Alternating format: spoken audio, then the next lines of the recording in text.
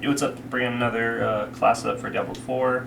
This is a rogue setup, level 65. I'm just going to go over what I'm wearing, and then the abilities, starting with the skill tree, and then the point system.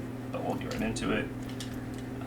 Basically, everything here is set up for like critical chances and traps, and doing damage against stun and vulnerable enemies and frozen. So going right into it, you can see my imprinted is a lucky hit. Damaging a vulnerable enemy with the core skill adds up to 2% chance to drop healing potion. You're going to need that a lot in these nightmare dungeons, and then every other stat too you can kind of just read off for my armor. Basic skills grant 20% damage reduction for 3 seconds.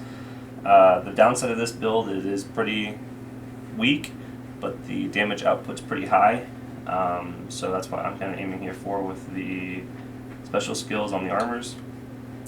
This is where it kind of gets more into freezing. As you can see, we have the critical hit chance, cold damage, freeze duration, and this, along with I think the boots, help with the freeze. And I also play with my friends who have good hits on freeze too, so it's kind of a team build as well. For the pants, we have each stack momentum. Key passive heals you for 129 life per second, which is pretty good when you're doing crowd control in big groups of enemies. And then for my bow, I have the socketed critical strike against vulnerable enemies, because if I'm making enemies vulnerable, the extra damage stack on top of that's pretty good, especially with the 2 gems. And then for my amulets, we have increased critical strike against injured enemies, which is pretty good when they're crowded controlled. Rings have stun grenades, again that's stunning them and making them weaker. And then restoring energy, because this costs a lot of energy. And I have skulls on each of the jewelry for the extra armor, because it is pretty weak. My 2 daggers kind of go hand in hand, frozen enemies and stunned. And it's twisting blades again. Damage to dazed enemies, critical strike damage, damage to crowd controlled enemies, so it really is just complementing the build. Moving on to specialization, I have the combo points and abilities. We'll start with the skill tree. Breakdown, we'll go to the top. Just 1 point here, followed by the 2 here, just for the basic attack. I have 5 here in Twisting Blades, which is what I use a lot, and that stacks, doing a lot of damage to crowd controlled enemies.